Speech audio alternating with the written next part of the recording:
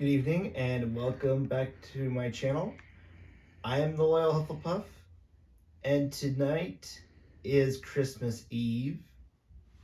I hope you all are enjoying this wonderful day here on Christmas Eve. And we will be finishing up our Christmas special of a Christmas Carol, written by Charles Dickens. My wife read the first part, and she's going to come back in just a moment to read the second part. But first, I'm going to get you a brief overview of my wife. She is on TikTok. You can find whatever she does on TikTok. She does different things. She's called Lady Wallace on TikTok. And you can also find her on YouTube called Shaunean Wallace. And she is by far cute, lovable, adorable, and sweet. It's a blessing that she's able to help me out with this. And I hope you all enjoyed her in the last video. So without further ado, let us bring her back and have her read part 2 of A Christmas Carol. Hi, baby. Stop bragging about me to people. I love you. Yeah, I love you too. Stop bragging about me to people. Okay, hello again. I am here to finish this wonderful tale. So again, I'm saying this because it's so true. This is my favorite Christmas book, and I hope you enjoyed the first part. I have enjoyed reading it, and I'm wearing the same outfit because I told my husband I am so excited. My adrenaline's pumping. I want to finish the book. So we are doing this all in one go. And I'm so excited because now we are getting to probably my favorite part of the book. Let's get to it. I don't need a bookmark because I know my book. Here we go. Stave 3, the second of the 3 spirits. I love the second spirit, so let's get into it. Excuse me. Awaking in the middle of the prodigious... I can read, I promise. Let's try that again. Awakening in the middle of the prodigious tough snore and sitting up in bed to get his thoughts together, Scrooge had no occasion to be told that the bell was again upon the stroke of 1. He felt that he was restored to consciousness in the right nick of time for the especial purpose of holding a conference with the second messenger dispatched to him through Jacob Marley's intervention. But finding he had turned uncomfortably cold when he began to wonder which of his curtains this new spectre would draw back, he put them everyone aside with his own hands and lying down again, established a sharp lookout all around the bed, for he wished to challenge the spirit on the moment of its appearance, and did not wish to be taken by surprise and made nervous. Gentlemen of the free and easy sort, who plume themselves on being acquainted with a move or two, and being usually equal to the time of day, express the wide range of their capacity for adventure by observing that they are good for anything from pitch and toss to manslaughter, between which opposite extremes, no doubt, there lies intolerably wide and comprehensive range of subjects. Without venturing for Scrooge quite as heartily as this, I don't mind calling on you to believe that he was ready for a good broad field of strange appearances, and that nothing between a baby and a rhinoceros would have astonished him very much. Now, being prepared for almost anything, he was not by any means prepared for nothing, and consequently when the bell struck 1 and no shape appeared, he was taken with a violent fit of trembling. 5 minutes, 10 minutes, a quarter of an hour went by. Nothing came.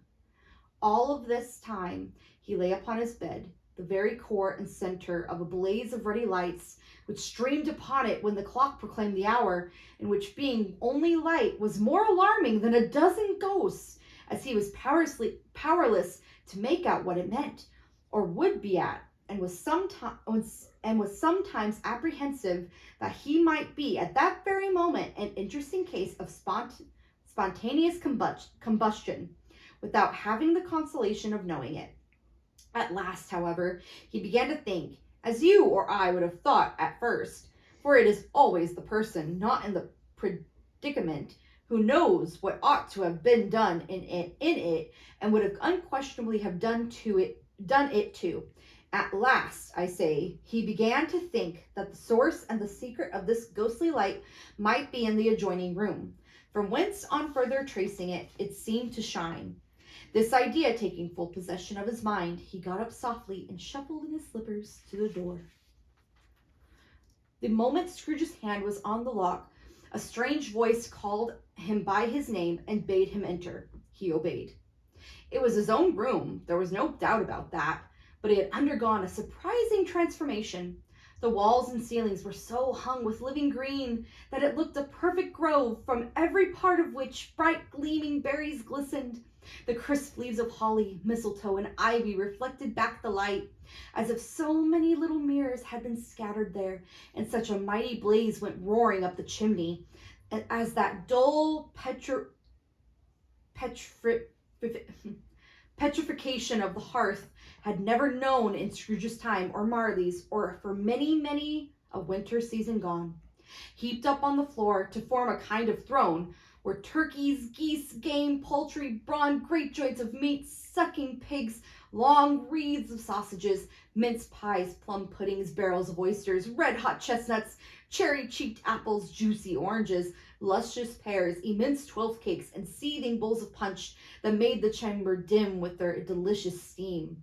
In easy state upon this couch there sat a jolly giant, glorious to see, who bore a glowing torch in the shape not unlike Plenty's horn, and held it up, high up, so it shed its light on Scrooge as he came peeping round the door. "Come in," exclaimed the ghost. "Come in and know me better, man." Scrooge entered timidly, hung his head before the spirit. He was not the dogged Scrooge he had been, and though the spirit's eyes were clear and kind, he did not like to meet them. "I am the ghost of Christmas presents," said the spirit. "Look upon me." Scrooge reverently did so. It was clothed in one simple green robe or mantle, bordered with white fur. This garment hung so loosely on the figure that its capacious breast was bare, as if disdaining to be warded or concealed by an artifice. Its feet, observably beneath the ample folds of the garment, were also bare, and on its head it wore no other covering than a holly wreath, set here and there with shiny icicles. Its dark brown curls were long and free as its genial face, its sparkling eye, its open hand, its cheery voice, its unconstrained demeanor, and its joyful air. Girded round its middle was an antique scabbard, but no sword was in it, and the ancient sheath was eaten up with rust. "You have never seen the like of me before," exclaimed the spirit. "Never," Scrooge made answer to it. "Have you ever walked forth with the younger members of my family? Meaning, for I am very young, my elder brothers born in these later years?" pursued the phantom. I don't think I have," said Scrooge. "I'm afraid I have not." "Have you had many brothers, spirit?" "More than 1,800, said the ghost. "A tremendous family to provide for," muttered Scrooge. The ghost of Christmas present rose. "Spirit," said Scrooge submissively, "conduct me where you will. I went forth last night on compulsion, and I learnt a lesson which is working now. Tonight, if you have aught to teach me, let me profit by it. Touch my robe." Scrooge did as he was told and held it fast. Holly, mistletoe, red berries, ivy, turkeys, geese, game, poultry, brawn, meat, pigs, sausages, oysters, pies, puddings, fruits, and punch all vanished instantly. So did the room, the fire, the ruddy glow, the hour of night, and they stood in the city streets on Christmas morning, where, for the weather was severe, the people made a rough but brisk and not unpleasant kind of music in scraping the snow from the pavement in front of their dwellings and from the tops of their houses, whence it was mad delight to the boys to see it come plumping down into the road below and splitting into artificial little snowstorms. The house fronts looked black enough, and the windows blacker, contrasting with the smooth white sheet of snow upon the roofs, with the dirtier snow upon the ground, which last deposit had been plowed up in the deep furrows by the heavy wheels of carts and wagons. Sorry, we have to readjust here. Excuse me. Furrows that crossed and recrossed each other hundreds of times, where the great streets branched off and made intricate channels hard to trace in the thick yellow mud and icy water. The sky was gloomy, and the shortest streets were choked up with a dingy mist, half thawed, half frozen, whose heavier particles descended in a great shower of sooty atoms, as if all the chimneys in the Great Britain had, by one constant, caught fire and were blazing away to their dear heart's content. There was nothing very cheerful in the climate of the town, there was nothing very cheerful in the climate or the town, and yet was there an air of cheerfulness abroad that the clearest summer air and brightest summer sun might have endeavored to diffuse in vain. For the people who were shoveling away in the housetops were jovial and full of glee, calling out to one another from the parapets, and now and then exchanging a fictitious snowball, better natured missile far than many of a wordy jest, laughing heartily if it went right and not less heartily if it went wrong. The poulterers' shops were still half open, and fruiterers were radiant in their glow. There were great round pot-bellied baskets of chestnuts shaped like the waistcoats of jolly old gentlemen, lolling up at the doors, tumbling out into the street in their apoplectic opulence. There were ruddy, brown-faced, broad-girthed Spanish onions, shining in the fatness of their growth like Spanish friars, and winking from their shelves in wanton slyness at the girls as they went by, and glanced demurely at the hung-up mistletoe. There were pears and apples clustered high in blooming pyramids. There were bunches of grapes made in the shopkeeper's benevolence to dangle from conspicuous hooks that people's mouths might water gratis as they passed. There were piles of filberts, mossy and brown, recalling in their fragrance ancient walks among the woods and pleasant shufflings ankle deep through withered leaves. There were Norfolk biffins, squab and swarthy, setting off the yellow of the oranges and lemons, and in the great compactness of their juicy persons, urgently entreating and beseeching to be carried home in paper bags and eaten after dinner. The very gold and silver fish set forth among these choice fruits in a bowl, though members of a dull and stagnant-blooded race, appeared to know that there was something going on, and to a fish went gasping round and round their little world in slow and passionless excitement.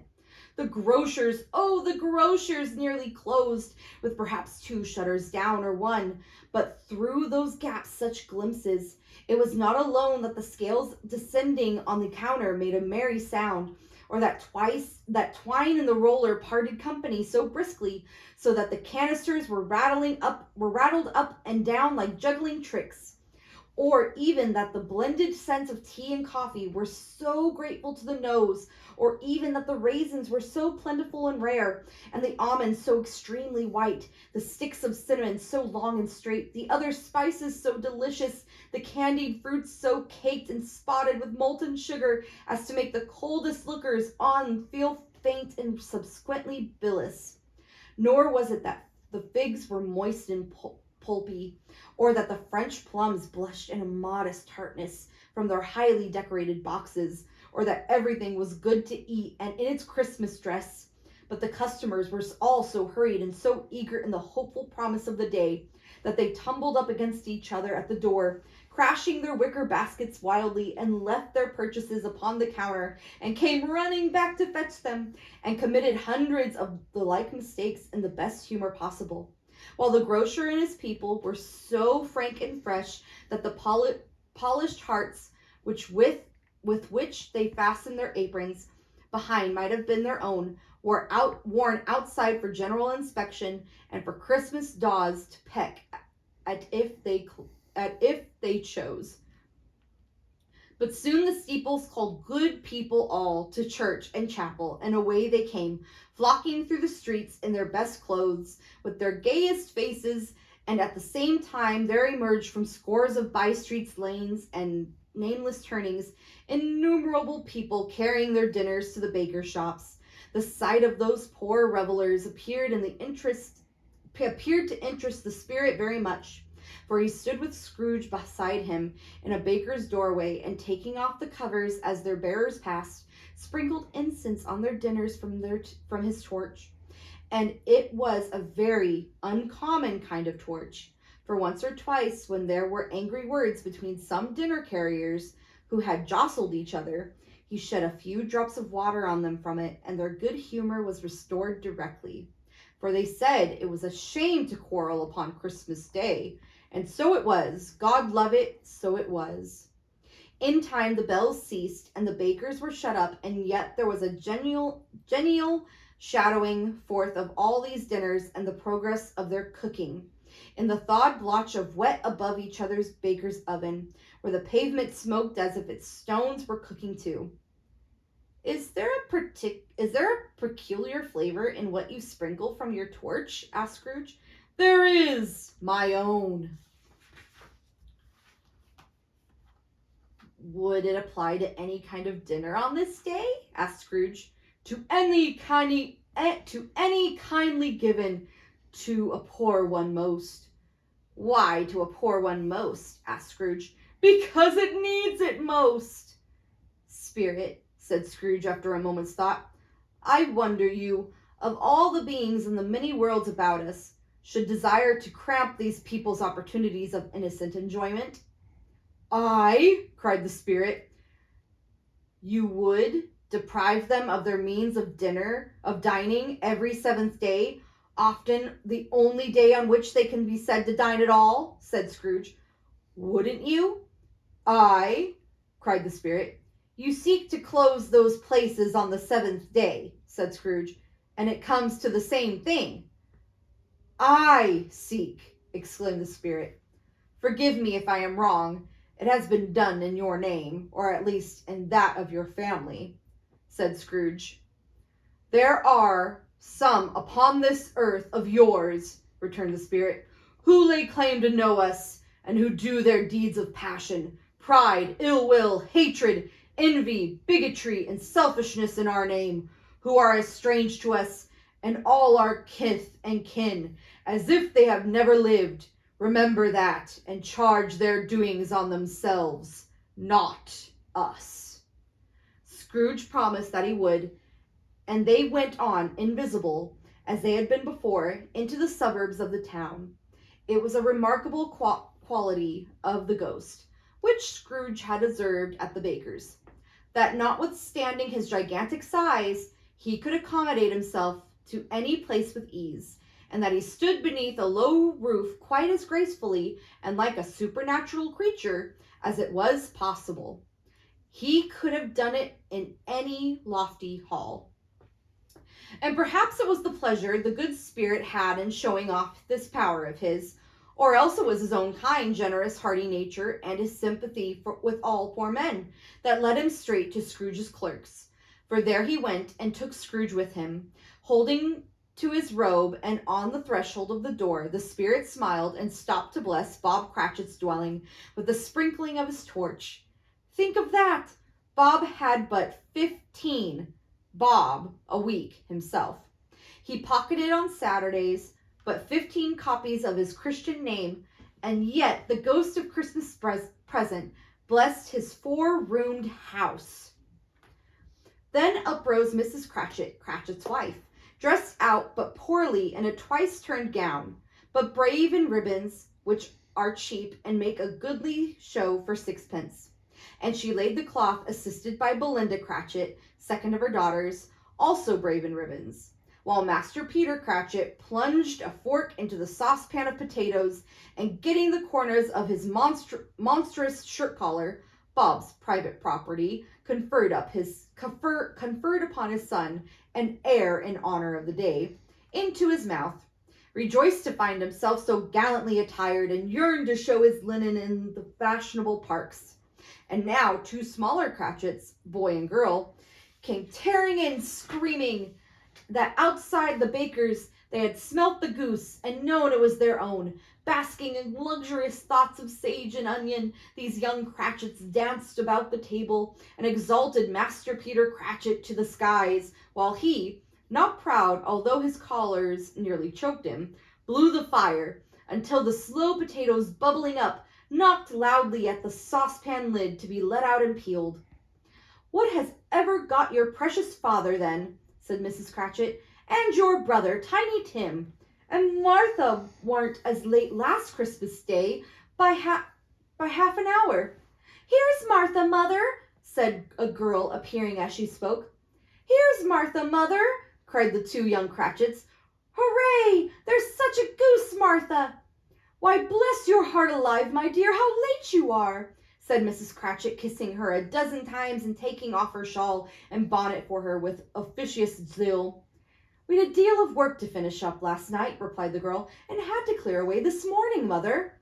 "Well, never mind, so long as you've come," said Mrs. Cratchit. "Sit ye down before the fire, my dear, and have a warm, Lord bless thee."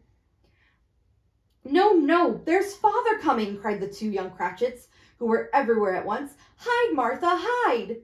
So Martha hid herself, and in came little Bob, the father, with at least 3 feet of comforter exclusive of the fringe hanging down before him, and his threadbare clothes drawn up and brushed to look seasonable, and Tiny Tim upon his shoulder. Alas for Tiny Tim, he bore a little crutch, and had his limbs supported by an iron frame. "Why, where's Martha?" cried Bob Cratchit, looking around. "Not coming," said Mrs. Cratchit. "Not coming?" said Bob, with a sudden declension in his high spirits, for he had been Tim's blood horse all the way from church, and had come home rampant. "Not coming upon Christmas Day?" Martha didn't like to see him disappointed, if it were only a joke, so she came out prematurely from behind the closet door and ran into his arms, while the 2 young Cratchits hustled Tiny Tim and bore him off into the wash-house, that he might hear the pudding singing on the copper. "And how did little Tim behave?" asked Mrs. Cratchit, when she had rallied Bob on his credulity, and Bob had hugged his daughter to his heart's content. "As good as gold," said Bob, "and better. Somehow he gets thoughtful sitting by himself so much, and thinks the strangest things you ever heard. He told me coming home he hoped that the people saw him in the church because he was a cripple, and he might be pleasant to them to remember upon Christmas Day, who made lame beggars walk and blind men see." Bob's voice was tremulous when he had told him this, and trembled more when he said that Tiny Tim was growing strong and hearty. His active little crutch was heard upon the floor, and back came Tiny Tim before another word was spoken, escorted by his brother and sister to his stool before the fire. And while Bob, turning up his cuffs, as if, poor fellow, they were capable of being made more shabby, compounded some hot mixture in a jug with gin and lemon, and stirred it round and put it on the hob to simmer, Master Peter and the 2 obsequious young Cratchits went to fetch the goose, with which they soon returned in high procession. Such a bustle ensued that you might have thought a goose the rarest of all birds, a feathered phenomenon, to which a black swan was a matter of course, and in truth it was something very like it in that house. Mrs. Cratchit made the gravy, ready beforehand in a little saucepan, hissing hot. Master Peter mashed the potatoes with incredible vigor. Miss Belinda sweetened up the applesauce. Martha dusted the hot plates. Bob took Tiny Tim beside him in a tiny corner at the table. The 2 young Cratchits set chairs for everybody, not forgetting themselves, and mounting guard upon their posts, crammed spoons into their mouths, lest they should shriek for goose before their turn came to be helped. At last the dishes were set on, and grace was said. It was succeeded by a breathless pause, as Mrs. Cratchit, looking slowly all along the carving knife, prepared to plunge it into the breast. But when she did, and when the long expected gush of stuffing issued forth, one murmur of delight arose all around the board. And even Tiny Tim, excited by the two young Cratchits, beat on the table with the handle of his knife and feebly cried, "Hurrah!" There never was such a goose. Bob said he didn't believe there was ever such a goose cooked. Its tenderness and flavor, size and cheapness were the themes of universal admiration. Eked out by applesauce and mashed potatoes, it was a sufficient dinner for the whole family indeed. As Mrs. Cratchit said with great delight, surveying one small atom of a bone upon the dish, they hadn't ate it all at last. Yet everyone had had enough, and youngest Cratchits in particular were steeped in sage and onion to the eyebrows. But now, the plates being changed by Miss Belinda, Mrs. Cratchit left the room alone, too nervous to bear witness, to take the pudding up and bring it in. Suppose it should not be done enough. Suppose it should break in turning out. Suppose somebody should have got over the wall of the backyard and stolen it, while they were merry with the goose, a supposition at which the two Cratchits became livid. All sorts of horrors were supposed. Hello! A great deal of steam. The pudding was out of the copper. A smell like a washing day. That was the cloth. A smell like an eating house and a pastry cook's next door to each other, with a laundress next door to that. That was the pudding. In half a minute, Mrs. Cratchit entered, flushed, but smiling proudly with the pudding, like a speckled cannonball, so hard and firm, blazing in half a quartern of ignited brandy, and bedighted with Christmas holly stuck into the top. "Oh, a wonderful pudding!" Bob Cratchit said, and calmly too, that he regarded it as the greatest success achieved by Mrs. Cratchit since their marriage. Mrs. Cratchit said that now the weight was off her mind, she would confess she had her doubts about the quantity of flour. Everybody had something to say about it, but nobody said or thought it was a small pudding for a large family. It would have been flat heresy to do so. Any Cratchit would have been blushed to hint at such a thing. At last the dinner was all done, the cloth was cleared, the hearth swept, and the fire made up. The compound in the jug being tasted and considered perfect, apples and oranges were put upon the table, and a shovel full of chestnuts in the fire. Then all of the Cratchit family drew round the hearth in what Bob Cratchit called a circle, meaning half a one, and at Bob Cratchit's elbow stood the family display of glass, 2 tumblers, and a custard cup without a handle. These held the hot stuff for the jug, however, as well as golden goblets would have done, and Bob served it out with the beaming looks, while the chestnuts on the fire sputtered and cracked noisily. Then Bob proposed, "A Merry Christmas to us all, my dears! God bless us!" which all the family echoed. "God bless us, everyone," said Tiny Tim, the last of all. He sat very close to his father's side upon his little stool. Bob held his withered little hand in his, as if he loved the child, and wished to keep him by his side, and dreaded that he might be taken from him. "Spirit," said Scrooge, with an interest he had never felt before, "tell me if Tiny Tim will live." "I see a vacant seat," replied the ghost, "in the poor chimney corner, and a crutch without an owner, carefully preserved.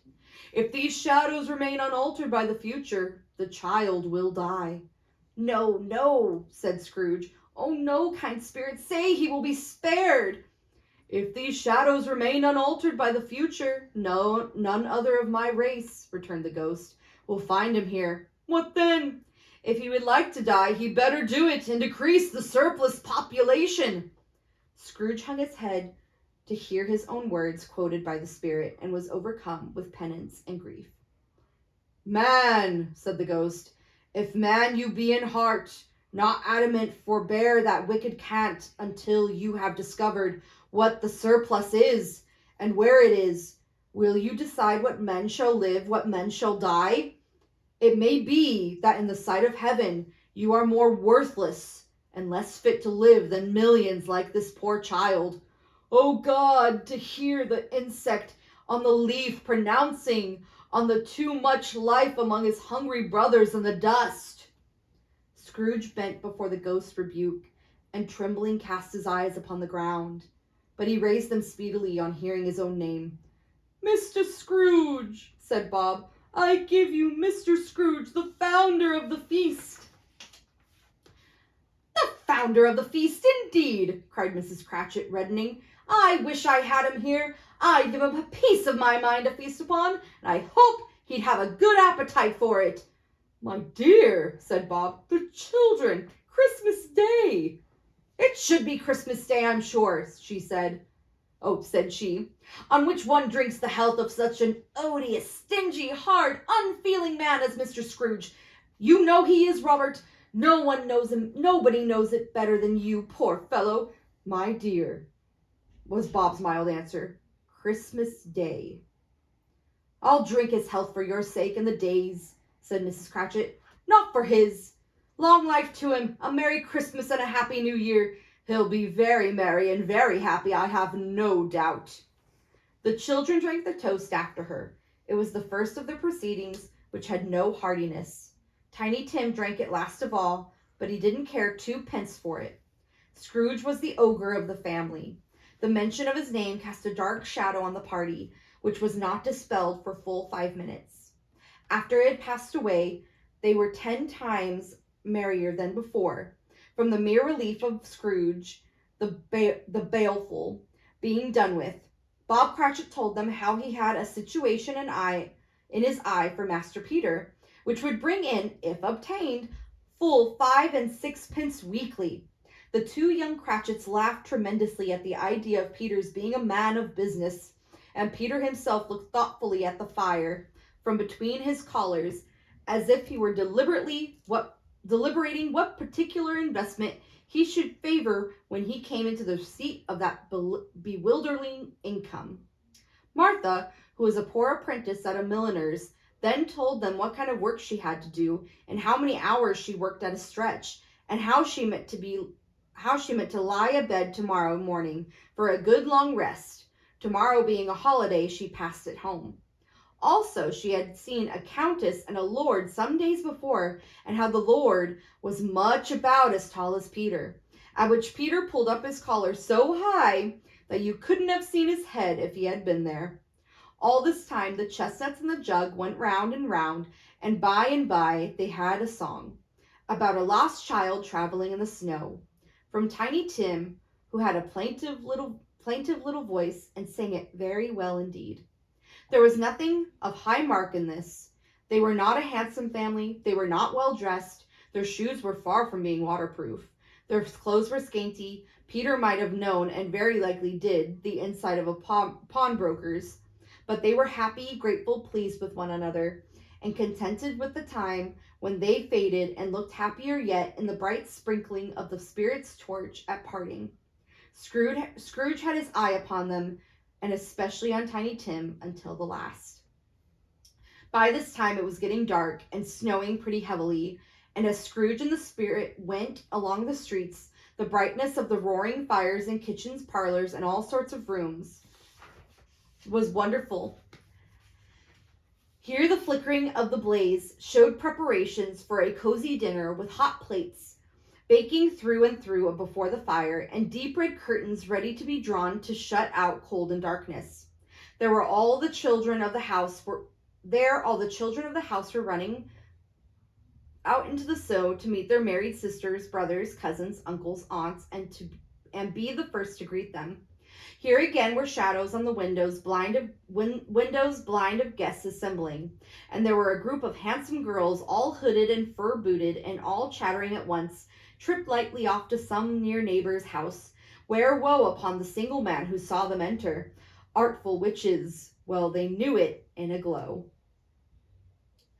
But if you had judged them from the numbers of people on their way to friendly gatherings, you might have thought that no one was at home to give them welcome when they got there. Instead of every house expecting company and piling up its fires half chimney high, blessings on it, how the ghost exulted, how it bared its breadth of breast and opened its capacious palm and floated on, outpouring with a generous hand its bright and harmless mirth on everything within its reach. The very lamplighter who ran on before, dotting the dusky street with specks of light, and who was dressed to spend the evening somewhere, laughed out loudly as the spirit passed, though little kenned the lamplighter that he had any company about Christmas.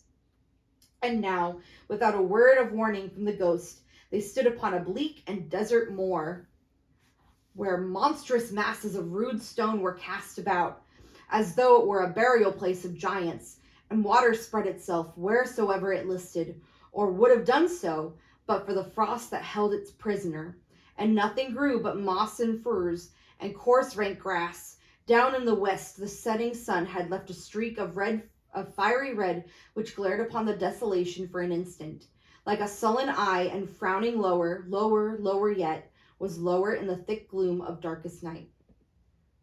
"What place is this?" asked Scrooge. "A place where miners live, who labor in the bowels of the earth," returned the spirit. "But they know me, see?" A light shone from the windows of the hut, and swiftly they advanced towards it. Passing through the walls of mud and stone, they found a cheerful company assembled round a glowing fire. An old man and woman, with their children and their children's children, and another generation beyond that, all decked out gaily in their holiday attire. The old man, in a voice that seldom rose above the howling of the wind upon the barren waste, was singing them a Christmas song. It had been a very old song when he was a boy, and from time to time they all joined in the chorus. So surely as they raised their voices, the old man got quite blithe and loud. And so surely as they stopped, his vigor sank again. The spirit did not tarry here, but bade Scrooge hold his robe, and passing on above the moor, sped whither, not to see? To see? To Scrooge's horror, looking back, he saw the last of the land, a frightful range of rocks behind them, and his ears were deafened by the thundering of water as it rolled and roared and raged among the dreadful caverns it had worn, and fiercely tried to undermine the earth. Built upon a dismal reef of sunken rocks, some league or so from shore, on which the waters chafed and dashed, the wild year through, there stood a solitary lighthouse. Great heaps of seaweed clung to its base, and storm birds, born of the wind, one might suppose, was a seaweed of the water, rose and fell about it like the waves they skimmed. But even here, two men who watched the light had made a fire, and that through the loophole in the thick stone wall shed out a ray of brightness on the awful sea. Joining their horny hands over the rough table at which they sat, they wished each other Merry Christmas in their can of gorg, and one of them, the elder two, with his face all damaged and scarred with hard weather, as the figurehead of an old ship might be, struck up a sturdy song that was like a gale in itself. Again the ghost sped on above the black and heavy sea, on, until, being far away, as he told Scrooge, from any shore, they lighted on a ship. They stood beside the helmsman of the wheel, and the lookout and the bow, and the officers who had the watch, dark, ghostly figures in their several situations. But every man among them hummed a Christmas tune, or had a Christmas thought, or spoke below his breath to his companion of some bygone Christmas day, with homeward hopes and belonging to it. And every man on board, waking or sleeping, good or bad, had a kinder word for another on that day than any day in the year, and had shared to some extent in its festivities, and had remembered those he cared for at a distance, and had known that they delighted to remember him. It was a great surprise to Scrooge, while listening to the moaning of the wind, and thinking what a solemn thing it was to move on through the lonely darkness and unknown abyss, whose depths were secret as profound as death. It was a great surprise to Scrooge, while thus engaged, to hear a hearty laugh. It was a much greater surprise to Scrooge to recognize it as his own nephew's, and to find himself in a bright, dry, gleaming room, with the spirit standing smiling by his side, looking at the same nephew with approving affability. "Ha ha!" laughed Scrooge's nephew. "Ha ha ha! If you should happen by any unlikely chance to know a man more blessed in a laugh than Scrooge's nephew, all I can say is, I should like to know him too. Introduce him to me, and I'll cultivate his acquaintance. It is a fair, even-handed, noble adjustment of things, that while there is an infection in disease and sorrow, there is nothing in the world so irresistibly contagious as laughter and good humor." When Scrooge's nephew laughed in this way, holding his sides, rolling his head, and twisting his face into the most extravagant contortions, Scrooge's niece, by marriage, laughed as heartily as he, and their assembled friends, being not a bit behind-handed, roared out lustily. "Ha ha ha ha ha! He said that Christmas was a humbug, as I live!" cried Scrooge's nephew. "He believed it too!" "More shame to him, Fred," said Scrooge's... excuse me. "More shame to him, Fred," said Scrooge's niece indignantly. "Bless those women, they never do anything by halves. They are always in earnest." She was very pretty, exceedingly pretty, with a dimpled and surprised-looking capital face, a ripe little mouth that seemed made to be kissed, as no doubt it was, all kinds of good little dots about her chin that melted into one another when she laughed, and the sunniest pair of eyes you ever saw in any little creature's head. Altogether, she was what you would have called provoking, you know, but satisfactory too. Oh, perfectly satisfactory. "He's a comical old fellow," said Scrooge's nephew. "That's the truth, and not so pleasant as he might be. However, his offenses carry their own punishment, and I have nothing to say against him."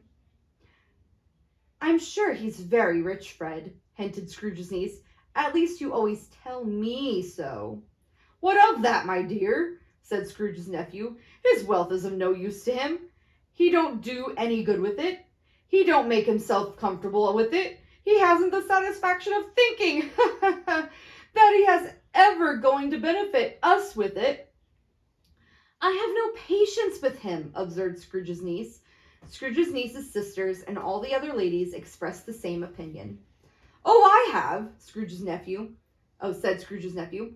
"I am sorry for him. I couldn't be angry with him if I tried. Who suffers by his ill whims? Himself, always. Here he takes it into his head to dislike us, and he won't come and dine with us. What's the consequence? He doesn't lose much of a dinner." "Indeed, I think he loses a very good dinner," interrupted Scrooge's niece. Everybody else said the same, that they must be allowed to have been competent judges, because they had just had dinner, and with the dessert upon the table, were clustered round the fire by lamplight. "Well, I'm very glad to hear it," said Scrooge's nephew, "because I haven't a great faith in these young housekeepers. What do you say, Topper?" Topper had clearly got his eye upon one of Scrooge's niece's sisters, for he answered that a bachelor was a wretched outcast who had no right to express opinion on the subject, whereat Scrooge's niece's sister, the plump one with the lace tucker, not the one with the roses, blushed. "Do go on, Fred," Scrooge's niece clapping her hands. "He never finishes what he begins to say. He is such a ridiculous fellow." Scrooge's nephew revelled in another laugh, and it was impossible to keep the infection off, though the plump sister tried hard to do with an aromatic vinegar. His example was unanimously followed. "I was only going to say," said Scrooge's nephew, "that the consequence of his taking dislike to us and not making merry with us is, as I think, that he loses some pleasant moments, which could do him no harm. I am sure he loses pleasanter companions than he can find in his own thoughts, either in his moldy old office, or his dusty chambers. I mean, to give him the same chance every year, whether he likes it or not, for I pity him. He may rail at Christmas till he dies, but he can't help thinking better of it. I defy him. If he finds me going there in a good temper year after year and saying, 'Uncle Scrooge, how are you?' if it only puts him in the vein to leave his poor clerk £50, that's something. And I think I shook him yesterday." It was their turn to laugh at now at the notion of his shaking Scrooge, but being thoroughly good-natured and not much caring what they laughed at, so that they laughed at any rate, he encouraged them in their merriment and passed the bottle joyously. After tea they had some music, for they were a musical family and knew what they were about. When they sung a glee or catch, I can assure you, especially Topper, who could growl away in the bass like a good one, and never swell the large veins in his forehead, or get red in the face over it. Scrooge's niece played well upon the harp, and played among other tunes a simple little air, a mere nothing you might learn to whistle in 2 minutes, which had been familiar to the child who fetched Scrooge from the boarding school, as he had been reminded by the ghost of Christmas past. When this strain of music sounded, all the things the ghost had shown him came upon his mind. He softened more and more, and thought if he could have listened to it often years ago, he might have cultivated the kindness of life for his own happiness with his own hands, without resorting to the sexton's spade that buried Jacob Marley. But they didn't devote the whole evening to music. After a while they played at forfeits, for it is good to be children sometimes, and never better than at Christmas, when its mighty founder was a child himself. Stop. There was a first game at Blind Man's Bluff. Of course there was. And I no more believe Topper was really blind when I believe he had eyes in his boots. My opinion is that it was a done thing between him and Scrooge's nephew, and that the ghost of Christmas present knew it. The way he went after that plump sister in the lace tucker was an outrage on the credulent of human nature. Knocking down the 5 irons, tumbling over the chairs, bumping against the piano, smothering himself against the curtains. Wherever she went, there he went. He always knew where the plump sister was. He wouldn't catch anybody else. If you had fallen up against him, as some of them did, on purpose, he would have been a feint of endeavoring to seize you, which would have been an affront to your understanding, and would instantly have sidled off in the direction of the plump sister. She often cried out that it wasn't fair, and it really was not. But when at last he caught her, when in spite of all her silken rustles and her rapid flutterings past him, he got her into a corner whence there was no escape, then his conduct was most execrable, for his pretending not to know her, his pretending that it was necessary to touch her headdress, and further to assure himself of her identity by pressing a certain ring upon her finger and a certain chain about her neck, was vile, monstrous. No doubt she told him her opinion of it. When another blind man began in office, they were so very confidential together behind the curtains. Scrooge's niece was not one of the blind man's bluff party, but was made comfortable with a large chair and a footstool in a snug corner where the ghost and Scrooge were close behind her. But she joined in the forfeits and loved her love to admiration with all the letters of the alphabet. Likewise, at the game of how, when, and where, she was very great, and to the secret joy of Scrooge's nephew, beat her sister hollow, though they were sharp girls too, as Topper could have told you. There might have been 20 people there, young and old, but they all played, and so did Scrooge, for wholly forgetting in the interest he had in what was going on, that his voice made no sound in their ears.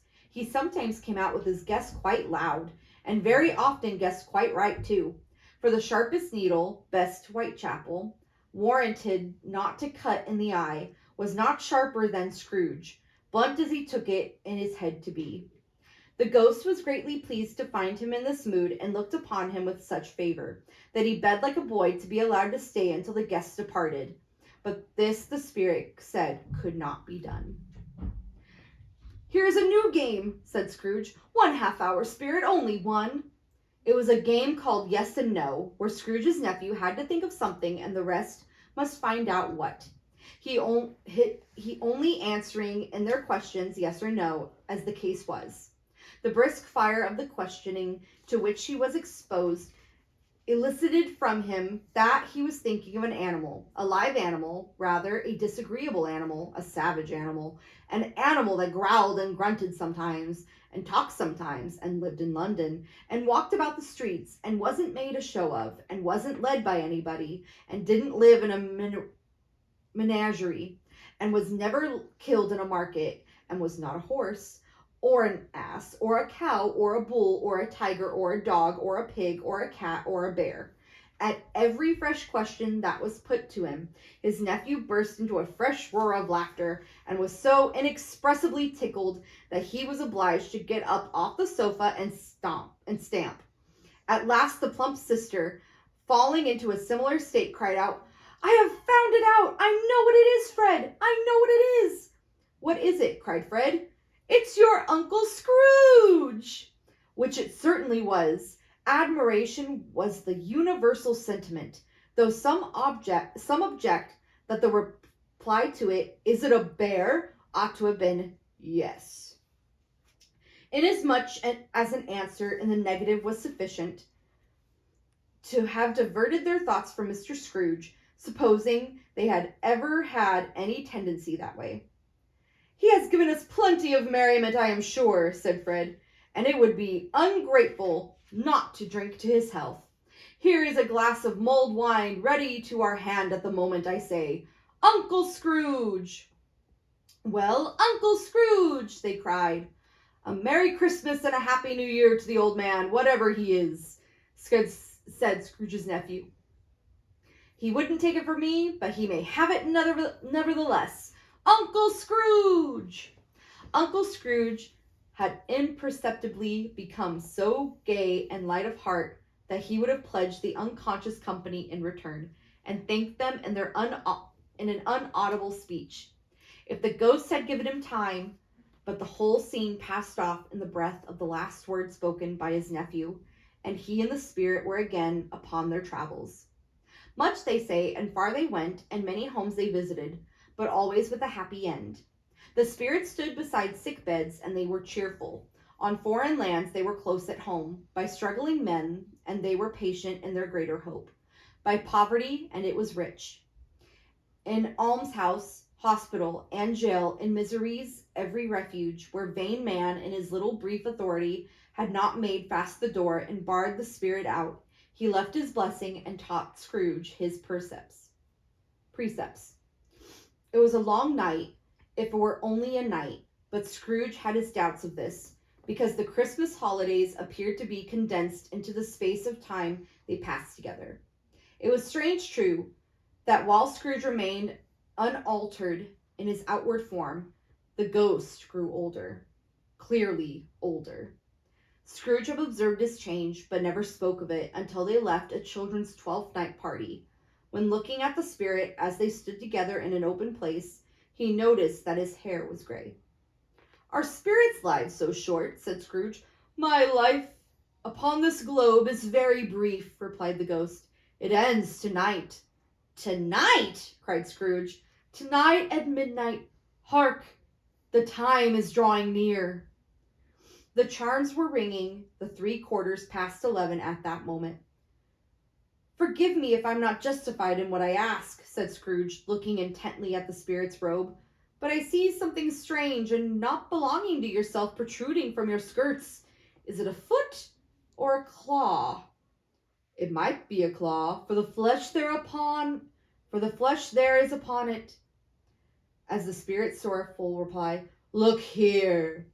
From the foldings of his robe it brought 2 children, wretched, abject, frightful, hideous, miserable.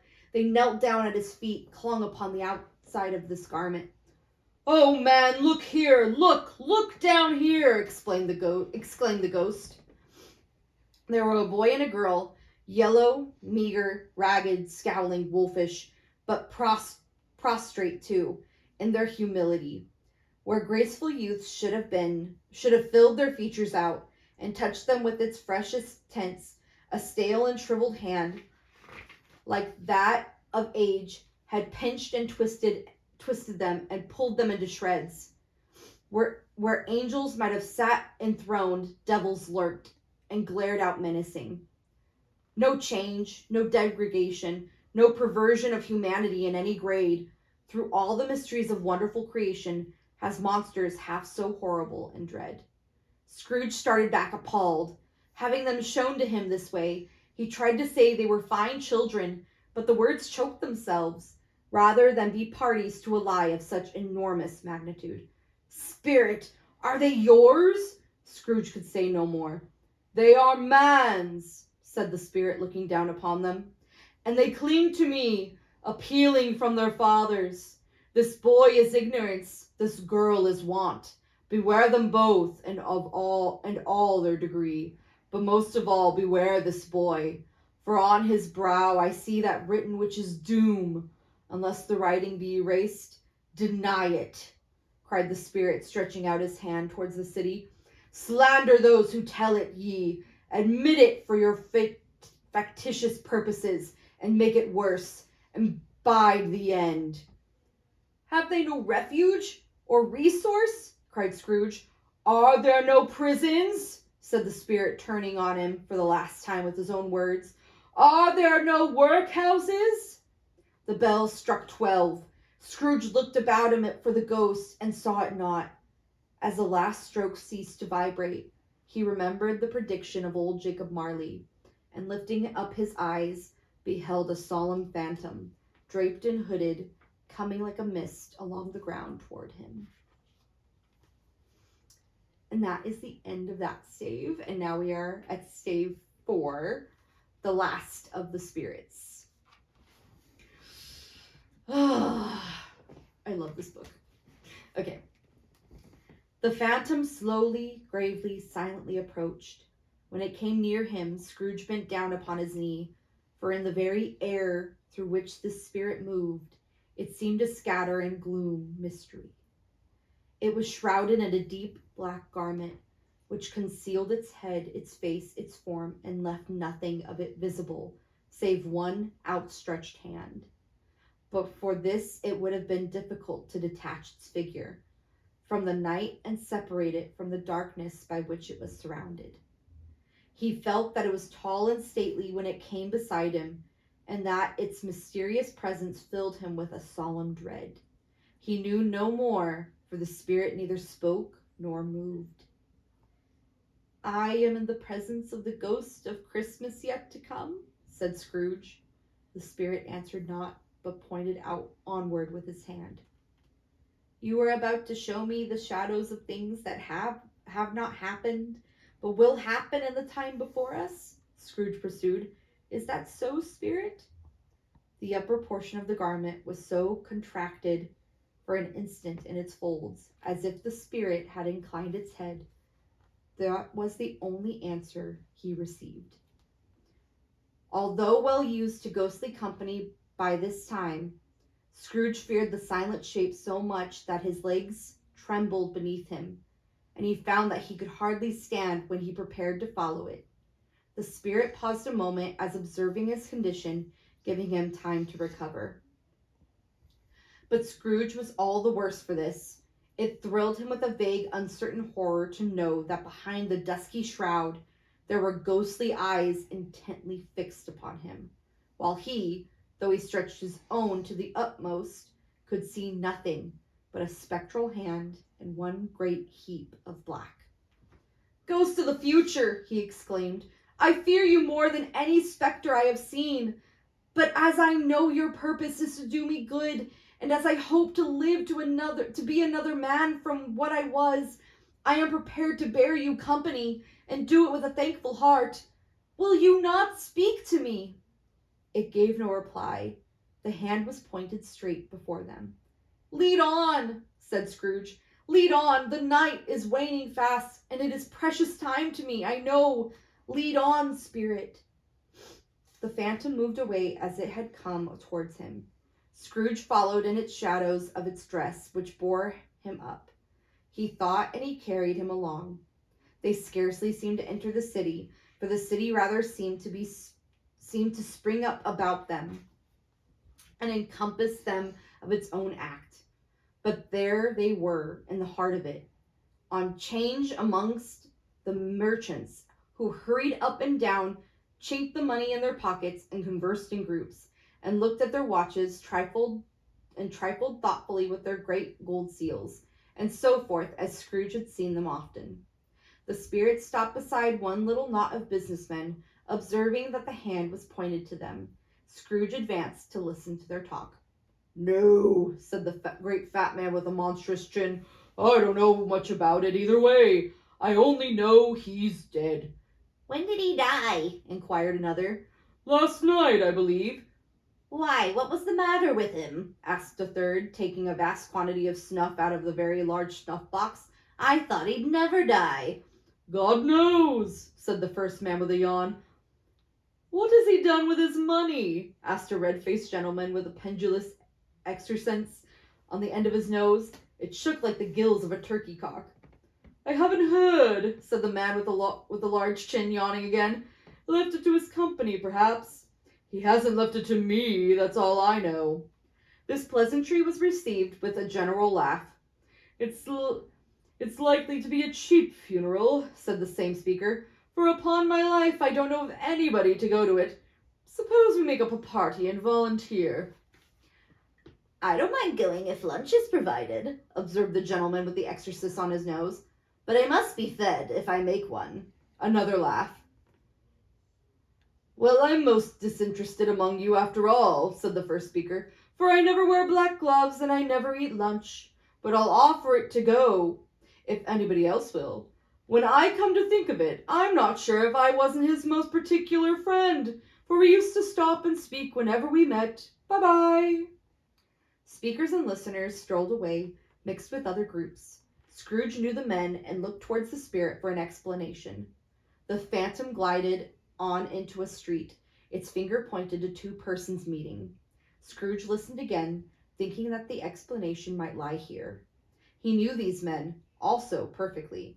They were men of business, very wealthy, and of great importance. He had made a point always of standing well in their esteem in business point of view, that is, strictly in a business point of view. "How are you?" said one. "How are you?" returned the other. "Well," said the first, "Old Scratch has got his own at last, hey?" "So I am told," returned the second. "Cold, isn't it?" "Seasonable for Christmas time. You're not a skater are, I suppose?" No, something else to think of. Good morning." Not another word. That was their meeting, their conversation, and their parting. Scrooge was at first inclined to be surprised that the spirit should attach importance to conversations, apparently so trivial, but feeling assured that they must have some hidden purpose, he set himself considering what it was likely to be. They could scarcely be supposed to have any bearing to the death of Jacob, his old partner, for that was past, and this ghost province was the future. Nor could he think of any one immediately connected with himself to whom he could apply them, but nothing doubting that to whomsoever they applied, they had some latent moral for his own improvement. He resolved to treasure up every word he heard and everything he saw, and especially to observe the shadow of himself when it appeared. For he had an expectation that the conduct of his future self would give him the clue he missed, and would render the solution of these riddles easy. He looked about in that very place for his own image, but another man stood in his accustomed corner, and though the clock pointed to his usual time of day for being there, he saw no likeness of himself among the multitudes that poured in through the porch. It gave him little surprise, however, for he had been revolving in his mind a change of life, and thought and hoped he saw his new-born resolutions carried out in this. Quiet and dark, beside him stood the phantom, with its outstretched hand. When he roused himself from his thoughtful quest, he fancied from the turn of hand and its situation in reference to himself, that the unseen eyes were looking at him keenly. It made him shudder and feel very cold. They left the busy scene and went into an obscure part of town where Scrooge had never penetrated before. Although he recognized its situation and its bad repute, the ways were foul and narrow, the shops and houses wretched, the people half naked, drunken, slipshod, ugly. Alleys and archways, like so many cesspools, disgorged their offenses of smell and dirt and life upon the straggling streets, and the whole quarter reeked with crime, with filth, and misery. Far in this den of infamous resort, there was a low-browed, beetling shop, below a penthouse roof, where iron, old rags, bottles, bones, and greasy old offal were brought. Upon the floor within were piled up heaps of rusty keys, nails, chains, hinges, files, scales, weights, and refuse of iron of all kinds. Secrets that few would like to scrutinize were bred and hidden in mountains of unseemly rags and masses of corrupted fat and splurches of bones. Sitting in among the wares he dealt in by a charcoal stove made of old bricks was a gray-haired rascal nearly 70 years of age, who had screened himself from the cold air without by a frowsy curtaining of miscellaneous tatters hung upon a line, and smoked his pipe in all the luxury of calm retirement. Scrooge and the Phantom came into the presence of this man, just as a woman with a heavy bundle slunk into the shop. But she had scarcely entered when another woman, similarly laden, came in too, and she was closely followed by a man in faded black, who was no less startled by the sight of them than they had been upon the recognition of each other. After a short period of blank astonishment, in which the old man with the pipe had joined them, they all burst into laugh. Let the charwoman alone to be the first, cried she who had entered first. Let the laundress alone be the second, and let the undertaker's man alone be the third. Look here, old Joe, here's a chance, if we haven't all three met here without meaning it. You couldn't have met in a better place, said old Joe, removing his pipe from his mouth. Come into the parlor. You were made free of it long ago, you know, and the other two ain't strangers. Stop still, I shut the door of the shop. Ah, how it shrieks. There ain't such a rusty bit of metal in the place as its own hinges, I believe, and I'm sure there's no such old bones here as mine. Ha ha! We're all suitable to our calling. We're all well matched. Come into the parlor, come into the parlor. The parlor was a space behind the screen of rags. The old man raked the fire together with an old starred rod, and having trimmed his smoky lamp, for it was night, with the stem of his pipe, put it in his mouth again. While he did this, the woman who had already spoken threw her bundle on the floor and sat down in a flaunting manner on a stool, crossing her elbows on her knees and looking with a bold defiance at the other two. What odds, then? What odds, Mrs. Dilber? Said the woman. Every person has a right to take care of themselves. He always did. That's true indeed, said the laundress. No man more so. Why, then, don't stand staring as if you were afraid, woman. Who's the wiser? We're not going to pick holes in each other's coats, I suppose. No, indeed, Mrs. Dilber and the man together. We should hope not. Very well, then, cried the woman. That's enough. Who's the worse for philosophy things like these? Not a dead man, I suppose. No, indeed, said Mrs. Dilber, laughing.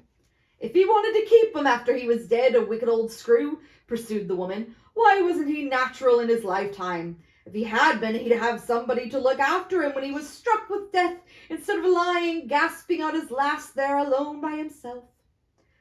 It's the truest word that ever spoke, said Mrs. Dilber. It's a judgment on him. I wish it were a little heavier judgment, replied the woman. It should have been. You may depend on it. If I could have laid my hands on anything else. Open that bundle, old Joe. Let me know the value of it. Let me know the value of it. Speak plain. I'm not afraid to be the first, nor afraid for them to see it. We know pretty well that we were helping ourselves before we met here, I believe. It is no sin. Open the bundle, Joe. But the gallantry of her friends would not allow of this, and the man in the faded black mounted the breach first, producing his plunder. It was not extensive. A seal or two, a pencil case, a pair of sleeve buttons, and a brooch of no great value were all. They were severally examined and appraised by old Joe, who chalked up the sums he was disposed to give for each upon the wall and added them up into total, where he found there was nothing more to come. That's your account, said Joe. I wouldn't give another sixpence if I was to be boiled for not doing it. Who's next? Mrs. Dilber was next. Sheets and towels, a little wearing apparel, 2 old-fashioned silver teaspoons, a pair of sugar tongs, a few boots. Her account was stated on the wall in the same manner. I always give too much to the ladies. It's a weakness of mine. That's the way I ruin myself, said old Joe. That's your account if you ask me for another penny and made it an open question. I'd repent of being so liberal and knock off a half a crown. And now undo my bundle, Joe, said the first woman. Joe went down on his knees for the greater convenience of opening it, and having unfastened a great many knots, dragged out a large and heavy roll of some dark stuff. What do you call this? Said Joe. Bed curtains? Ah, returned the woman, laughing and leaning forward in her crossed arms. Bed curtains. You don't mean to say you took 'em down, rings and all, with him a-lying there? Said Joe. Yes, I do, replied the woman. Why not? You were born to make your fortune, said Joe, and you'll certainly do it. I certainly shan't hold my hand when I can get anything in it by reaching it out, for the sake of such a man as he was. I promise you, Joe, returned the woman coolly. Don't drop that oil upon the blankets now. His blankets? Asked Joe. Whose else do you think? Replied the woman. He isn't likely to take cold without 'em, I dare say. I hope he didn't die of anything catching, eh? Said old Joe, stopping in his work and looking up. Don't be afraid of that, returned the woman. I ain't so fond of his company that I'd loiter about for such things if he did. You may look through that shirt till your eyes ache, but you won't find a hole in it, nor a threadbare place. It's the best he had, and a fine one too. They'd have wasted if it hadn't been for me. What do you call wasting of it? Asked old Joe. Putting it on him to be buried in, to be sure, replied the woman with a laugh. Somebody was fool enough to do it, but I took it off again. If calico ain't good enough for such a purpose, it isn't good for anything. It's quite as becoming to the body. He can't look uglier than he did in that one. Scrooge listened to this dialogue in horror. As they sat grouped about their spoil in the scanty light afforded by the old man's lamp, he viewed them with a disdain and disgust, which could hardly have been greater, though they had been obscene demons marketing the corpse itself. Ha ha! Laughed the same woman when old Joe produced a flannel bag with money in it, told out their several gains upon the ground. This is the end of it, This is the end of it, you see. He frightened everyone away from him when he was alive, to profit us when he was dead. Ha ha ha! Spirit, said Scrooge, shuddering from head to toe. I see, the case of this unhappy man might be I own. My life tends that way now. Merciful heaven, what is this? He recoiled in terror, from the scene had changed, and now he almost touched a bed, a bare, uncurtained bed, on which beneath a ragged sheet there lay a something covered up, which, though it was dumb, announced itself in an awful language. The room was very dark, too dark to be observed with any accuracy, though Scrooge glanced round in its obedience to a secret impulse, anxious to know what kind of room it was. A pale light rising in the outer air fell straight upon the bed, and on it, plundered and bereft, unwatched, unwept, uncared for, was the body of this man. Scrooge glanced towards the phantom. Its steady hand was pointed to the head. The covering was so carelessly adjusted that the slightest raising of it, the motion of a finger upon Scrooge's part, would have disclosed the face.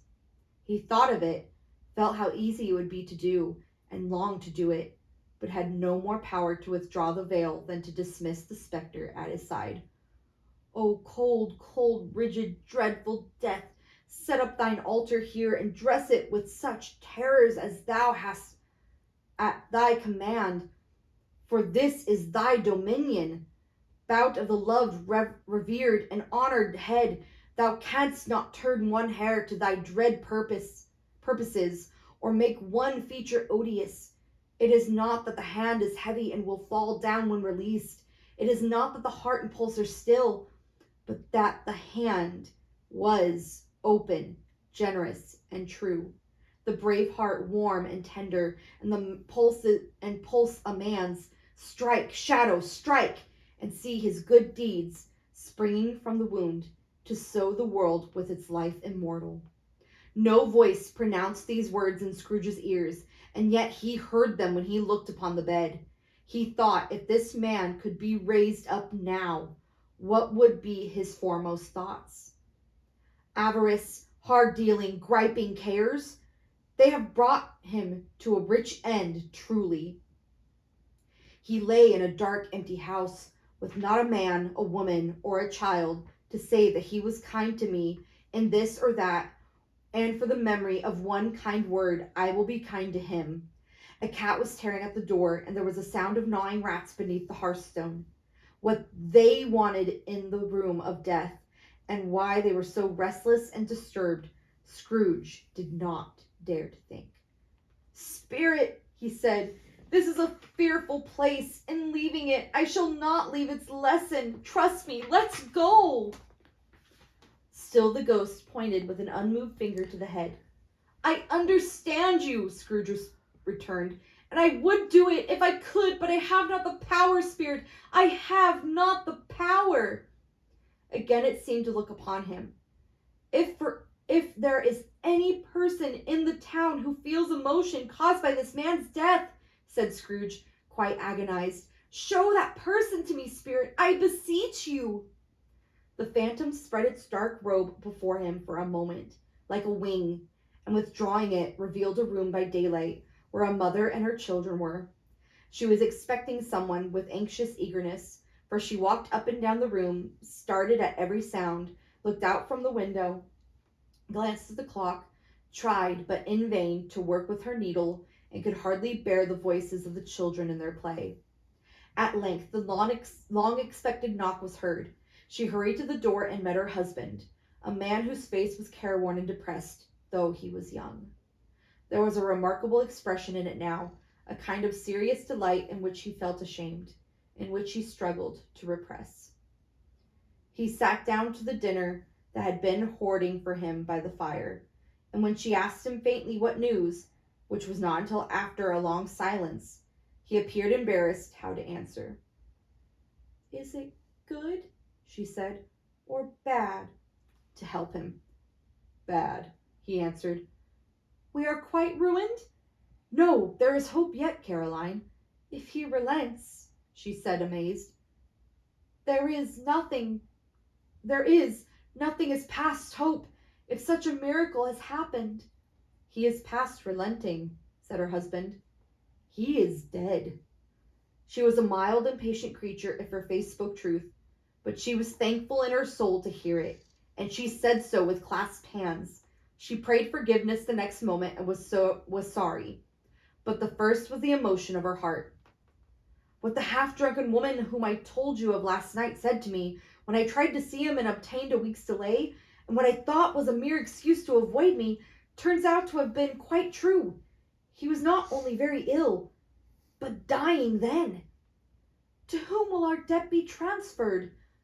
I don't know, but before the time we shall be ready with the money, and even though we were not, it would be a bad fortune indeed to find so merciless a creditor in his successor.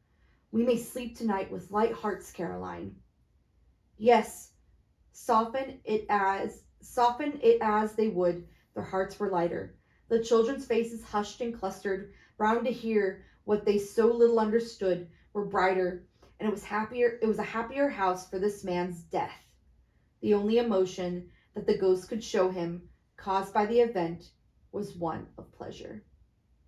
"Let me see some tenderness connected with the death," said Scrooge, or that dark chamber, Spirit, which we left just now will forever be present to me."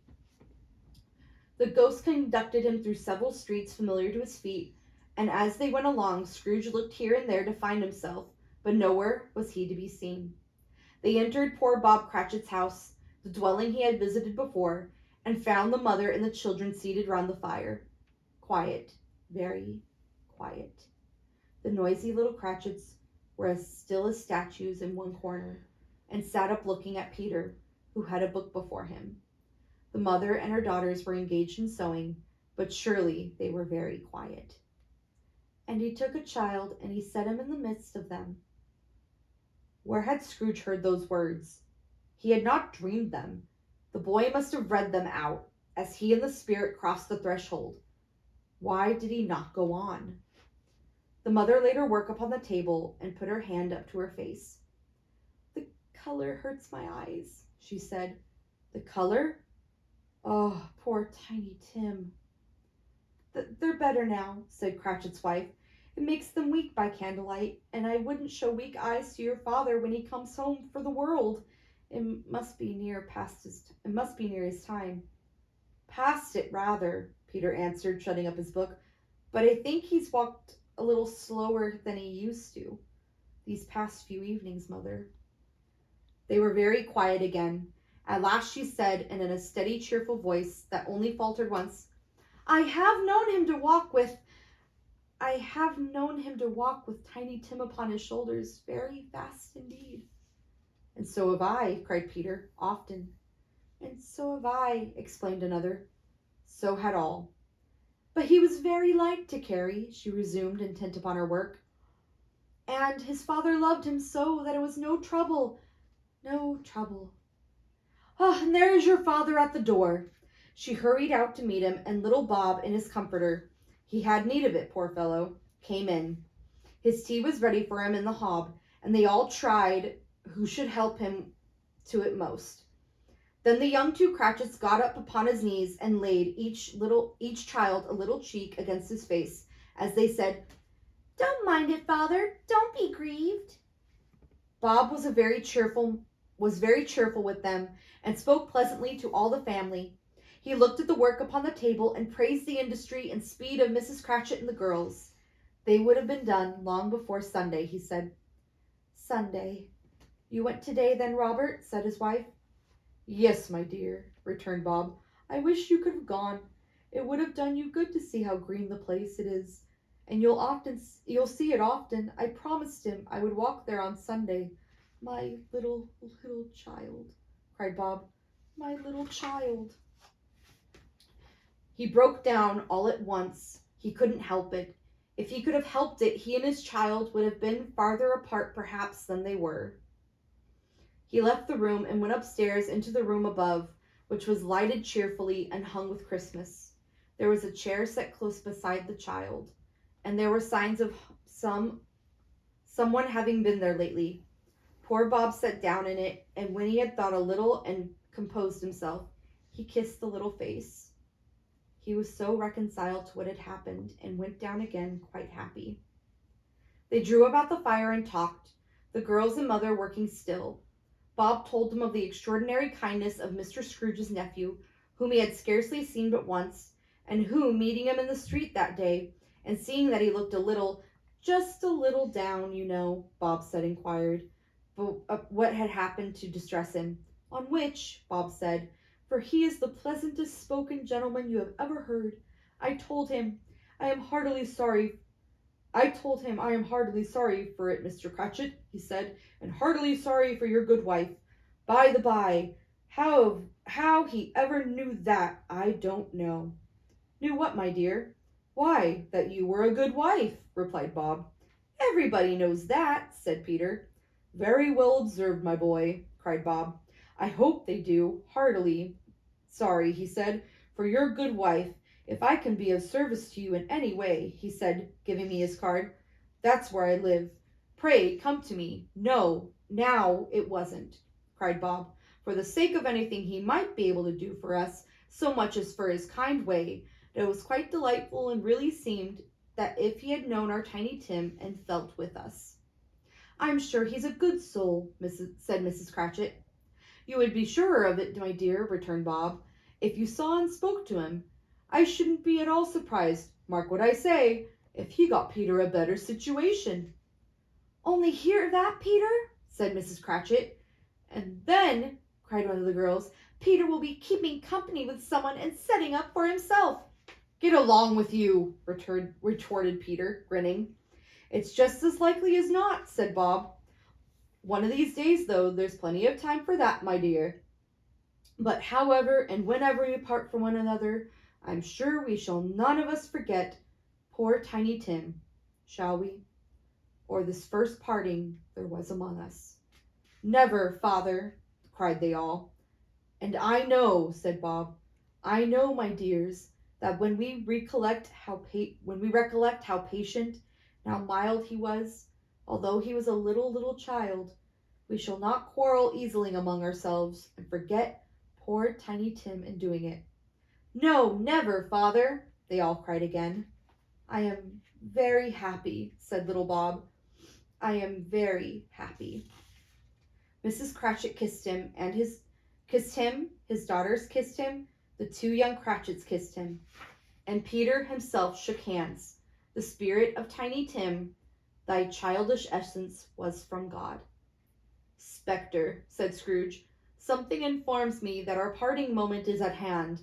I know it, but I know not how. Tell me what man that was whom we saw lying dead. The ghost of Christmas yet to come conveyed him, as before, though at a different time, he thought. Indeed, there seemed no order in these latter visions, save that they were in the future, into the resorts of businessmen, but showed him not himself. Indeed, the spirit did not stay for anything, but went straight on, as to end just now desired, until besought by Scrooge to tarry for a moment. This court, said Scrooge, through which we hurry now, is where my place of occupation is, and has been for a length of time. I see the house. Let me behold what I shall be in the days to come. The spirit stopped. The hand was pointed elsewhere. The house is yonder, Scrooge exclaimed. Why do you point away? The inexorable finger underwent no change. Scrooge hastened to the window of his office and looked in. It was an office still, but not his. The furniture was not the same, and the figure in the chair was not himself. The phantom pointed as before. He joined it once again, and wondering why and whither he had gone, accompanied it until they had reached an iron gate. He paused to look round before entering. A churchyard. Here and then the wretched man whose name he had now to learn lay underneath the ground. It was a worthy place, walled in by houses, overrun by grass and weeds, and growth of vegetation's death, not life. Choked up with too much burying, fat with repelled appetite, a worthy place. The spirit stood among the graves and pointed down to one. He advanced towards it, trembling. The phantom was exactly as it had been, but he dreaded that he saw new meaning in its solemn shape. Before I draw nearer to that stone to which you point, said Scrooge, answer me one question. Are these the shadows of things that will be, or are they the shadows of things that may be only?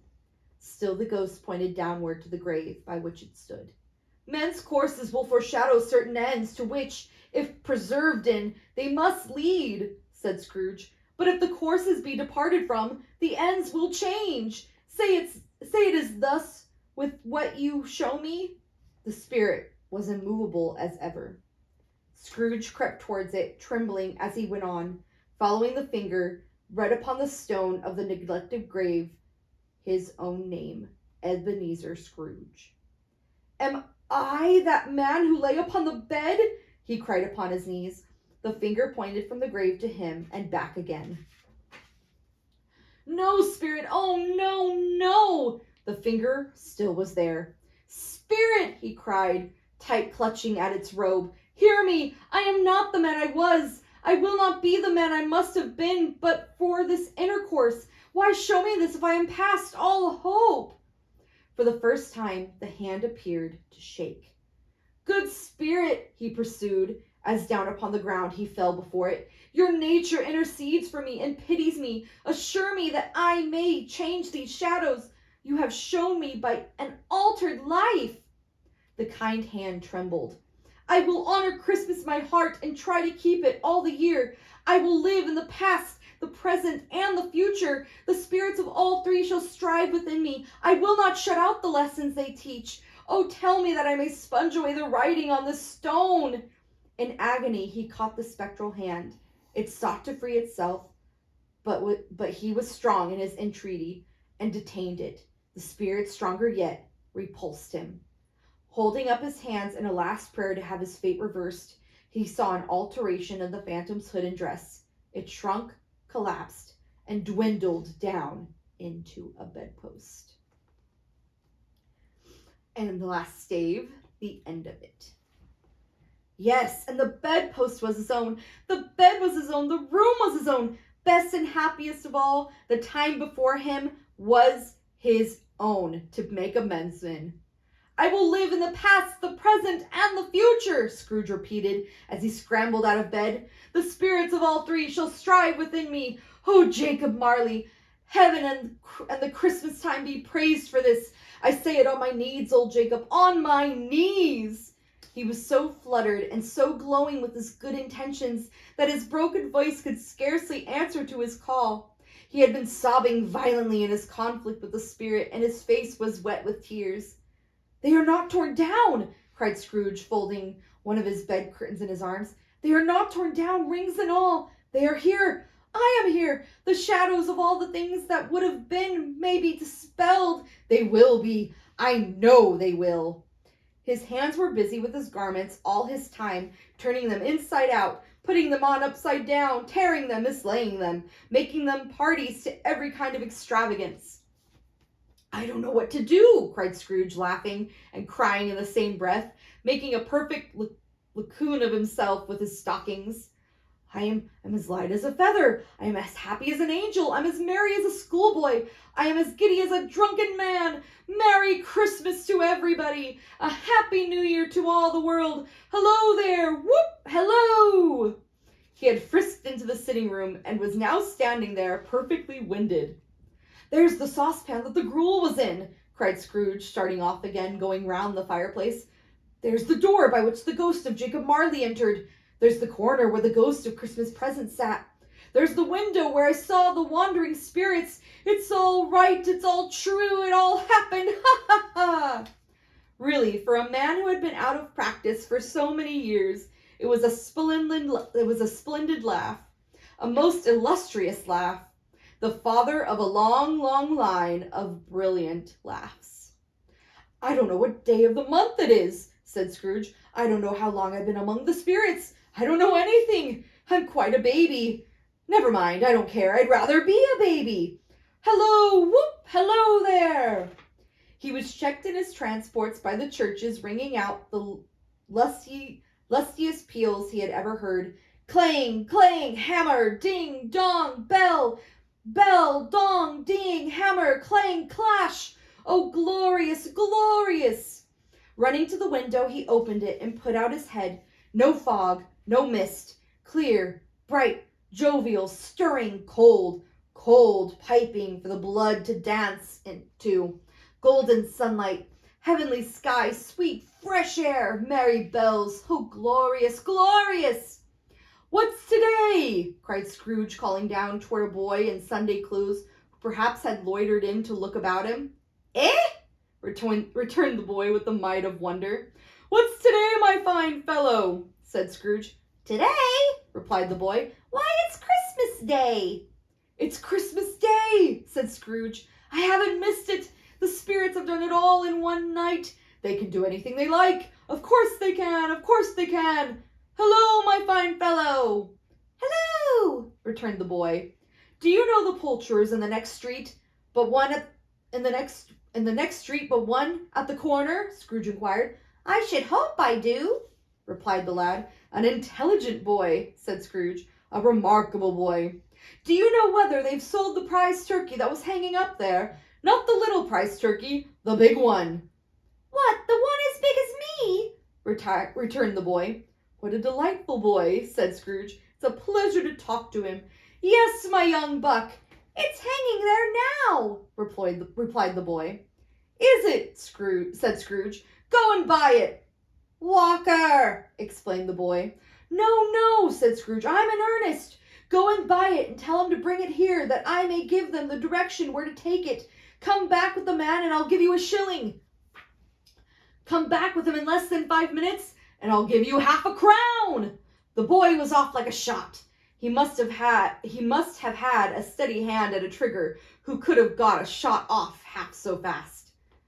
I'll send it off to Bob Cratchit's, whispered Scrooge, rubbing his hands, splitting with a laugh. He shan't know he sent it. It's twice the size of Tiny Tim. Joe Miller never made such a joke as sending it to Bob's will be. The hand in which he wrote the address was not a steady one, but write it he did, somehow, and went downstairs to open the street door, ready for the coming of the poulterer's man. As he stood there waiting his arrival, the knocker caught his eye. "I shall love it as long as I live," cried Scrooge, patting it with his hand. "I scarcely ever looked at it before. What an honest expression it has in its face. It's a wonderful knocker. Here's the turkey. Hello. Whoop. How are you? Merry Christmas." It was a turkey. He never could have stood upon its legs, that bird. He would have been he would have snapped them short off in a minute, like sticks of sealing wax. "Why, it's impossible to carry that to Camden Town," said Scrooge. "You must have a cab." The chuckle with which he had said this, and the chuckle with which he paid for the turkey, and the chuckle with which he paid for the cab, and the chuckle with which he repensed the boy, were only to be exceeded by the chuckle with which he sat down breathless in his chair again, and chuckled till he cried. Shaving was not an easy task, for his hand continued to shake very much, and shaving requires attention, even when you don't dance while you are at it. But if he had cut the end of his nose off, he would have put a piece of sticking plaster over it and been quite satisfied. He dressed himself all in his best, and at last got out into the streets. The people were by this time pouring forth, as he had seen them with the ghost of Christmas present. And walking with his hands behind him, Scrooge regarded every one with a delighted smile. He looked so irresistibly pleasant, in a word, that 3 or 4 good-humored fellows said, "Good morning, sir, a Merry Christmas to you." And Scrooge said often afterwards that of all the blithe sounds he had ever heard, those were the blithest in his ears. He had not gone far, when coming on towards him, he beheld the portly gentleman who had walked into his counting-house the day before, and said, "Scrooge and Marley's, I believe." It sent a pang across his heart to think how this old gentleman, would look upon him when they met. But he knew what path lay straight before him, and he took it. "My dear sir," said Scrooge, quickening his pace, and taking the old gentleman by both of his hands, "how do you do? I hope you succeeded yesterday. It was very kind of you. A Merry Christmas to you, sir." "Mr. Scrooge?" "Yes," said Scrooge, "that is my name, and I fear it may not be pleasant to you. Allow me to ask your pardon, and will you have the goodness—" Here Scrooge whispered in his ear. "Lord bless me!" cried the gentleman, as if his breath were taken away. "My dear Mr. Scrooge, are you serious?" "If you please," said Scrooge, "not a farthing less. A great many back payments are included in it, I assure you. Will you do me that favor?" "My dear sir," said the other, shaking hands with him, "I don't know what to say to such "Don't say anything, please," retorted Scrooge. "Come and see me. Will you come and see me?" "I will," cried the old gentleman. It was clear he meant to do it. "Thank ye," said Scrooge. "I am much obliged to you. I thank you 50 times. Bless you." He went to church, and walked about the streets, and watched the people hurrying to and fro, and patted children on the head, and questioned beggars, and looked down into the kitchens of houses, and up to the windows, and found that everything could yield him pleasure. He had never dreamed that anything could give him so much happiness. In the afternoon, he turned his steps towards his nephew's house. He passed the door a dozen times before he had the courage to go up and knock, but he made a dash and did it. "Is your master at home, my dear?" said Scrooge to the nice girl. Nice girl, very. "Yes, sir." "Where is he, my love?" said Scrooge. "He's in the dining room, sir, along with mistress. I'll show you upstairs, if you please." "Thank ye, he knows me," said Scrooge, his hand already on the dining room lock. "I'll go in here, my dear." He turned it gently, and sidled his face in, round the door. They were looking at the table, which was spread out in a great array, for these young housekeepers are always nervous on such points, and like to see that everything is right. "Fred," said Scrooge. Dear heart alive, how his niece by marriage started! Scrooge had forgotten for the moment about her sitting in the corner with the footstool, for he wouldn't have done it on any account. "Why, bless my soul!" cried Fred. "Who's that?" "That's I, your Uncle Scrooge. I have come to dinner. Will you let me in, Fred?" "Let him in! It is a mercy he didn't shake his arm off. He was at home in 5 minutes. Nothing could be heartier. His niece looked just the same. So did Topper when he came. So did the plump sister when she came. So did everyone when they came. Wonderful party, wonderful games, wonderful unanimity, wonderful happiness. But he was early at the office the next morning. Oh, he was early there. If he could only be the first and catch Bob Cratchit coming late. That was the thing he had set his heart upon. And he did it. Yes, he did. The clock struck 9. No Bob. A quarter past. No Bob. He was a full 18 minutes and a half behind his time. Scrooge sat with his door wide open that he might see him come into the tank. His hat was off before he opened the door, his comforter too. He was on his stool in a jiffy, driving away with his pen, as if he were trying to overtake 9 o'clock. "Hello," growled Scrooge in his accustomed voice, as near as he could feign it. "What do you mean by coming here at this time of day?" "I'm very sorry, sir," said Bob. "I am behind my time." "You are?" repeated Scrooge. "Yes, I think you are. Step this way, sir, if you please." "It's only once a year, sir," pleaded Bob, appearing from the tank. "It shall not be repeated. I was making rather merry yesterday, sir." "Now I tell you what, my friend," said Scrooge, "I'm not going to stand for this sort of thing any longer. And therefore," he continued, leaping from his stool and giving Bob such a dig in the waistcoat that he staggered back into the tank again, "and therefore I am about to raise your salary." Bob trembled and got a little nearer to the ruler. He had a momentary idea of knocking Scrooge down with it, holding him, and calling to the people in the court for help and a straight waistcoat. "A Merry Christmas, Bob!" said Scrooge with an earnestness that could not be mistaken, as he clapped him on the back. "A merrier Christmas, Bob, my good fellow, than I have given you for many a year. I'll raise your salary, and endeavor to assist your struggling family, and we will discuss your affairs this very afternoon, over a Christmas bowl of smoking bishop, Bob. Make up the fires, and buy another coal scuttle before you dot another I, Bob Cratchit." Scrooge was better than his word. He did it all and infinitely more. And to Tiny Tim, who did not die, he was a second father. He became as good a friend, as good a master, and as good a man as the good old city knew, or any other good old city, town, or borough in the good old world. Some people laughed to see the alteration in him, but he let them laugh, and little heeded them, for he was wise enough to know that nothing ever happened on this globe for good, at which some people did not have their fill of laughter in the onset. And knowing that such as these would be blinded anyway, he thought it quite as well that they should wrinkle up their eyes in grins as have the malady in less attractive forms. His own heart laughed, and that was quite enough for him. He had no further intercourse with spirits, but lived upon the total abstinence principle, never ever afterwards, and it was always said of him that he knew how to keep Christmas well, if any man alive possessed the knowledge. May that be truly said of all of us and all of us. And so, as Tiny Tim observed, God bless us, everyone. So, before my husband stops it, he's going to come in here. And we're going to say, Merry Christmas. I hope you enjoyed it. I absolutely love this story. I hope you enjoyed it too. But have a Merry, Merry Christmas, and God bless you all. Bye!